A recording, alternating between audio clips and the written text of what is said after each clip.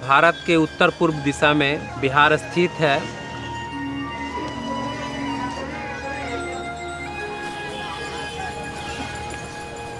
यहाँ पे गौतम बुद्ध आए और अपना ज्ञान अर्जन किया।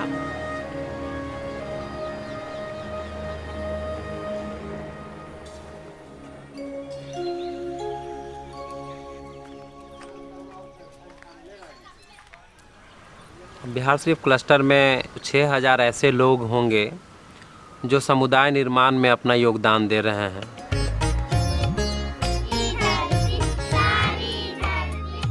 पिछले कुछ सालों में लगभग 1000 से ज़्यादा किशोर हैं जो किशोर कार्यक्रम से गुजर चुके हैं।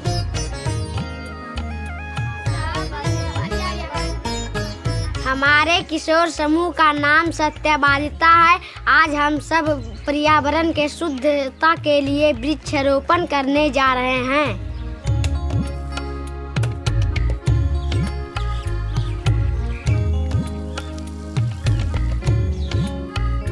लगभग 900 के आसपास में ऐसे बच्चे हैं जो बच्चों के कार्यक्रम से गुजर चुके हैं और लगभग 500 ऐसे वयस्क हैं जो संस्थान प्रक्रिया से गुजर चुके हैं। 60 प्रार्थनाएं सभा को संचालित किया जा रहा है। सभी आते हैं और उत्साह के साथ भाग लेते हैं और उनसे प्रेरणा पाते हैं।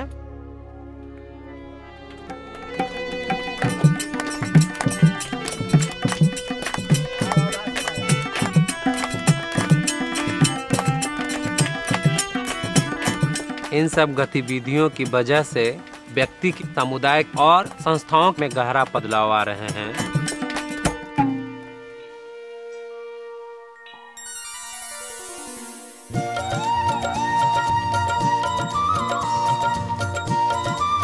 इस किशोर महोत्सव में आप सभी का स्वागत है। हमें आप सभी का स्वागत करते हुए हमें बहुत खुशी हुई। किशोर के लिए किशोर महोत्सव, बच्चों के लिए बाल महोत्सव।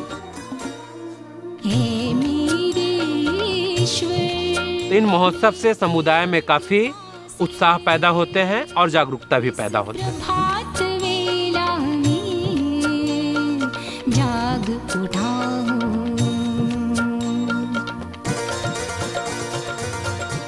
किशोर मेला गांव के लिए इसलिए जरूरी है क्योंकि वहाँ पे हम लोग कुछ सीखेंगे। सभी अपना किशोर अपना अनुभव बताते हैं कि हम क्या सीखें पुस्तक में। हमारे माता पिता देखकर खुशी हुए। ऐसी गतिविधि चलती रहे तो हमारा गांव में एकता और प्रेम बढ़ जाएगी।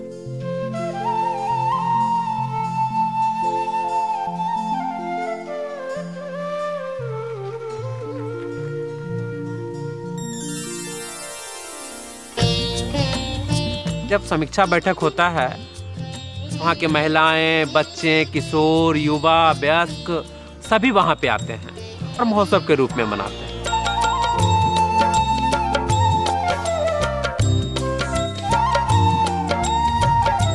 परामर्श, निर्णय और समीक्षा की जो जगह है वो केवल समीक्षा बैठक ही नहीं है, बल्कि इसके अलावा और भी बहुत ऐसे परिवेश हैं जहाँ पे लोग आते हैं, समीक्षा करते हैं, परामर्श करते हैं और निर्णय लेते हैं।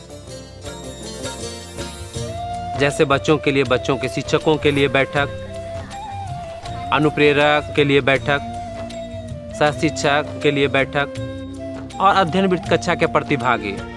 और इन बैठकों के कारण सीखने की प्रक्रिया में काफ़ी विकास हुई है। बिहार शरीफ क्लस्टर किशोर कार्यक्रम का लर्निंग साइट भी है। यहाँ पर हर 3 से 6 महीनों में ट्रेनिंग सेमिनार और समीक्षा सेमिनार का आयोजन किया जाता है, जिसमें कुछ 10 अन्य क्लस्टरों के जूनियर कोऑर्डिनेटर भाग लेते हैं, अपना अनुभव बांटते हैं और क्लस्टर में चल रही गतिविधियों का भ्रमण करते हैं और अर्जित सीख के आधार पर अपने क्लस्टरों के विकास के लिए योजनाएं बनाते हैं।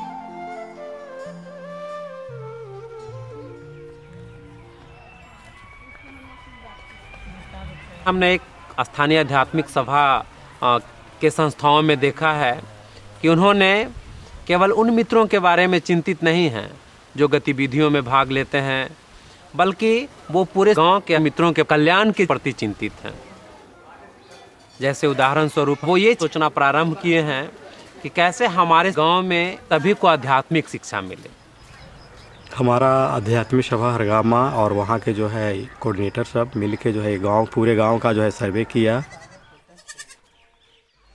हम लोग डोर टू डोर गए, इस हरगामा गांव के पूरे गली मोहल्ले को, प्रत्येक वार्ड को हमने जो है सर्वे किया। देखें कि हमारे पास कितने युवा, युवतियाँ और वयस्क बच्चे हैं। और सर्वे के हिसाब से जो है बच्चा और किशोर और यूथ और उसके लिए जो है क्लास का आयोजन किया। गांव का जो है 2000 जनसंख्या है, जिसमें 1600 जो है किसी न किसी रूप से जो है हमारे मूल गतिविधि में शामिल होते हैं और आते हैं। स्थानीय आध्यात्मिक सभा वह अपने गांव के सभी मित्रों के स्वास्थ्य के प्रति भी काफ़ी चिंतित हैं और उन पे उन्होंने चर्चा करना भी प्रारंभ किया है। आध्यात्मिक सभा और जो है वहाँ के जो है स्वास्थ्य के प्रति जो है बुजुर्ग आदमी का जो है यहाँ पे कैंप किए थे, आई कैंप। उसमें हम लोग मिल के, गाँव के लोग मिल के 10-12 गाँव में जो है न्योता दिया था, निमंत्रण दिया था कि डॉक्टर आएंगे। तो उसमें जो है 400 लोग आए थे, उनका सफल इलाज हुआ था।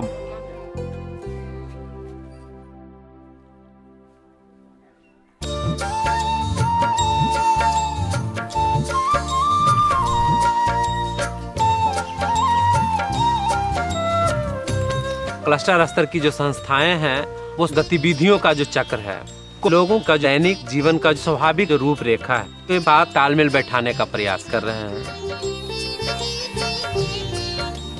यहाँ हर लोग ज़्यादातर कृषि से ही जुड़े हुए हैं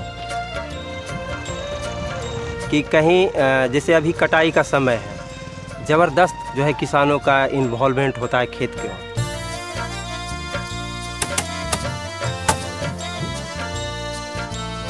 इसलिए हम लोग ज़्यादातर जो अभियान होता है हमारा, इस समय हम लोग नहीं रख पाते हैं।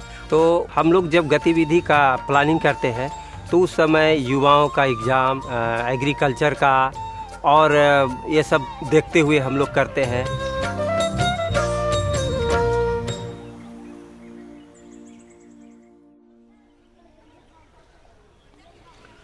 यहाँ पर कई गांवों को मिलाकर एक पंचायत बनाया जाता है और उस पंचायत का जो मुख्य होते हैं वो पंचायत प्रधान होते हैं। वैसे ही एक प्रधान ने सभी पंचायत वासियों को ये प्रोत्साहित करते हैं कि आप सभी अपने युवा, किशोर और बच्चे को इन गतिविधियों में शामिल कीजिए। मेरे पंचायत में अभी 8 गांव है और 28,000 की आबादी है, तो उसके विकास के लिए मैंने बार बार सोचते रहते हैं कि इसलिए जितने भी बच्चे किशोरियाँ हैं उन्हें प्रेरित करते हैं। जो मैंने अभी बाहर की तरफ से जो गतिविधि चल रही है इसमें जुड़े रहना चाहिए। मेरे घर में 2 बच्चियां हैं और दोनों बंद लगे 6 तक पहुंच गए हैं और अच्छा चला रही है और हम खुश हैं। बच्चे बच्चियां हो उसका विकास होगा तो बिल्कुल गांव का विकास होगा और हमारा विकास होगा।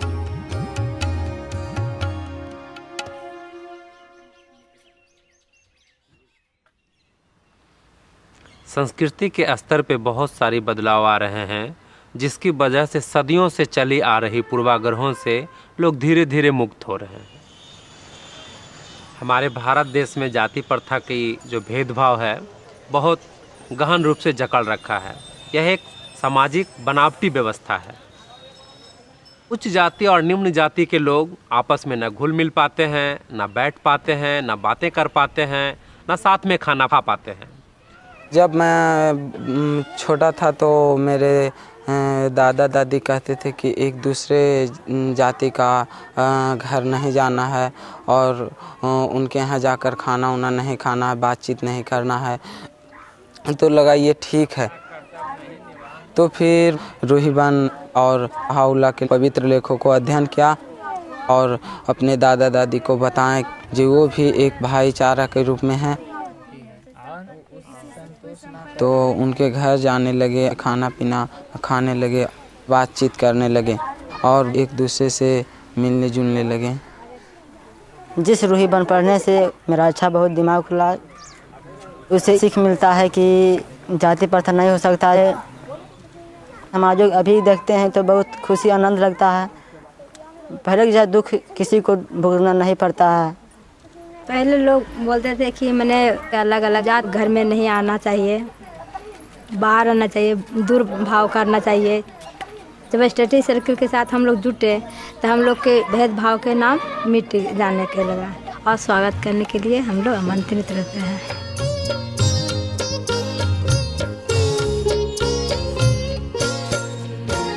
अपने बच्चे को प्रवेश करते हुए हम निर्णय लिया कि हमने नहीं बताएं कि किस जाति का है, ताकि उसको मन में विचार नहीं आएगा कि ऊंचा है या नीचा, और ना ही सामने वाले को ऊंची या नीची नज़र से देख पाए।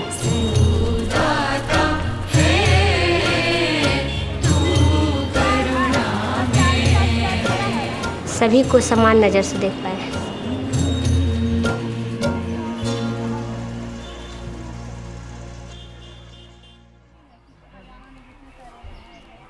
हमारे संस्कृति में वयस्क और युवाओं के बीच काफ़ी दूरियां थी। पहले देखिए जो बुजुर्ग लोग अक्सर हमने कुछ बोल देते थे तो युवाओं लोग को मान लेना पड़ता था, लेकिन संस्थान प्रक्रिया आने से काफ़ी बदलाव हुआ।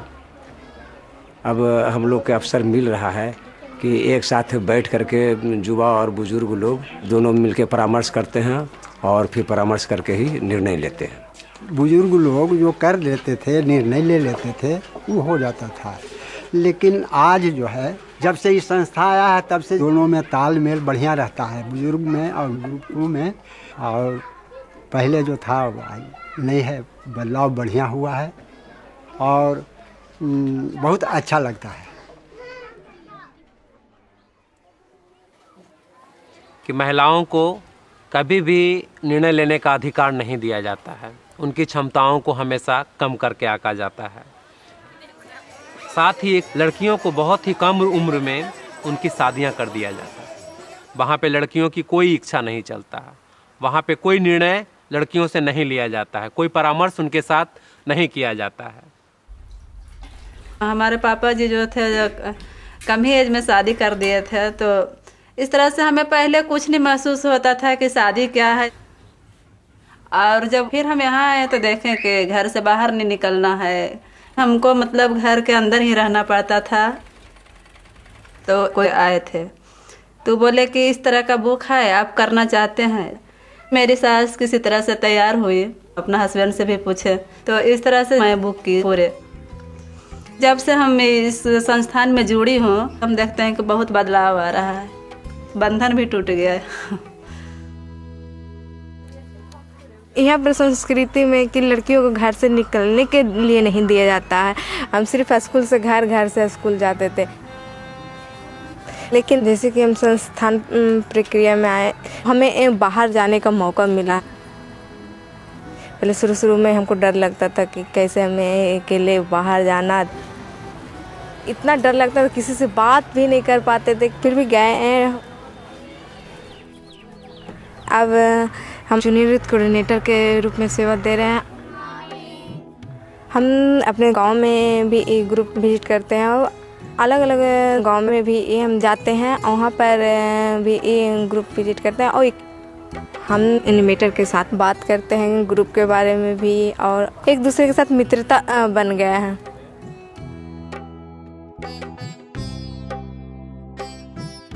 यहाँ पर संस्कृति में गार्जियन तय करते हैं कि कौन किससे हम बेटी का शादी हो, और लड़की को कोई मर्जी नहीं लिया जाता है।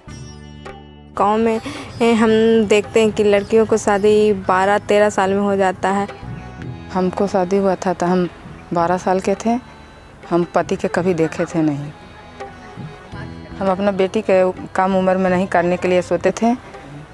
हमको रिवा बेटी अपना पसंद करने के बाद माता पिता से राय ले ली, उसको बाद शादी की है। मगर हमारी शादी 25 साल में हुई, अभी कुछ दिन पहले ही। और हमने अपने सिर्फ पसंद किए, अपने गार्जियन को बताए और उन लोगों ने हामी भरी। हमारे समाज में लड़कियों को पैदा होने पर जो माँ बाप होते हैं दुखी होते हैं, और फिर उसको लिए दहेज इकट्ठा करना, उनके पास बहुत कर्ज चढ़ जाता। अब दिनों दिनों बहुत काफ़ी तिलक हुआ जा रहा है। माता पिता से खेत बाड़ी बेच के भाई कुछ करके काफ़ी दहेज दिया जाता है लड़का के। रीवा के शादी में कुछ नहीं मांग हुआ है। रीवा के साधारण रूप में शादी हुआ, हम बहुत माता पिता खुश हैं। शादी साधारण तरीके से हुई और हम अपने शादी के दिन समीज सलवार पहनी थी।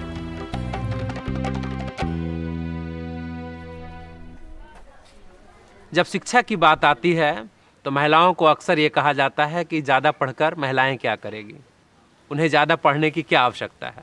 महिलाओं को हमें आगे आने का अवसर नहीं दिया जाता है और हमेशा से महिलाओं को नकारा गया है। गांव में बहुत लोग मेरी मम्मी पापा को बोलते भी थे, ये बेटी लोग को इतना पढ़ा के क्या कीजिएगा, बस ये। तो पापा कभी उन लोग के बात पे उतना ही गौर नहीं किए, हमेशा नहीं, पर जितना चाहती है ये पढ़ने के लिए उतना पढ़ेगी। तो लगा कि नहीं, हम शिक्षा हमारे जीवन के लिए बहुत ही महत्वपूर्ण है। तो हम इस तरह से गुरु के साथ अपने गाँव को देखे कि कैसे हम गाँव को विकसित करने के लिए हम क्या कर सकते हैं। हमको बहुत लोग से मिले, एक जगह हम लोग बैठक भी किए, बहुत लोग अभिभावकों से मिलके सब परामर्श करके किस मतलब समुदाय विद्यालय का स्थापित किए। हमारे यहाँ समुदाय स्कूल 4-5 साल से चल रहे हैं, उसमें 100 बच्चे आते हैं पढ़ने के लिए। छोटे प्रति नर्सरी से 5 तक के बच्चे। लड़कियों की संख्या काफ़ी बढ़ गई है शिक्षा को लेकर, और उनके माता पिता काफ़ी जागरूक हो गए हैं कि हमारी लड़कियां भी अपना पढ़ाई पूरा कर सकें।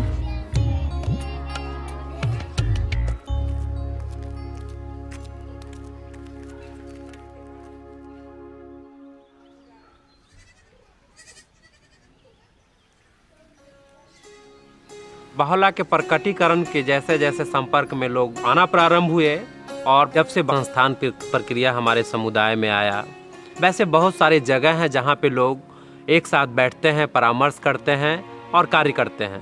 ऐसे स्थान पे कोई भी पूर्वाग्रह की कोई स्थान नहीं है, चाहे वो जाति प्रथा की भेदभाव को लेकर हो, या फिर स्त्री पुरुष की असमानता को लेकर हो, या फिर वयस्क और युवाओं के बीच दूरियां को लेकर हो। यहाँ पे सभी लोग समान हैं, एक साथ बैठते हैं, सभी अपने अपने विचारों को व्यक्त करते हैं और सभी एक दूसरों को सम्मान करते हैं। हमारे यहाँ एक नई सभ्यता, एक नई संस्कृति उत्पन्न हुआ है, जो है लोग शिक्षा के प्रति जागरूक हुए हैं, ऊंच नीच का जो है भेद कम हुआ है, फिर जो है महिलाओं को सम्मान पहले से ज़्यादा मिलता है। अब लड़कियों का जो है कम उम्र में शादी होना कम हो गया है। तो इस तरह से जो है एक नई संस्कृति का जो है चलन हुआ है।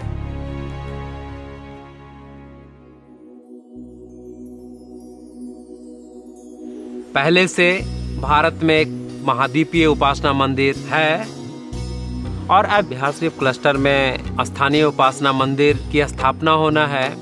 यहाँ के लोगों के अंदर काफी उत्साह है और लोग अपने आप को आशीर्वादित महसूस कर रहे हैं। उपासना मंदिरों के संदर्भ में अब्दुल वहाब की इच्छा थी कि ये जो मानव जाति के लिए एक मिलन स्थल बन सके और जिसकी पावनता के खुले प्रांगण से मानव जाति की एकता की घोषणा का संचार होगा।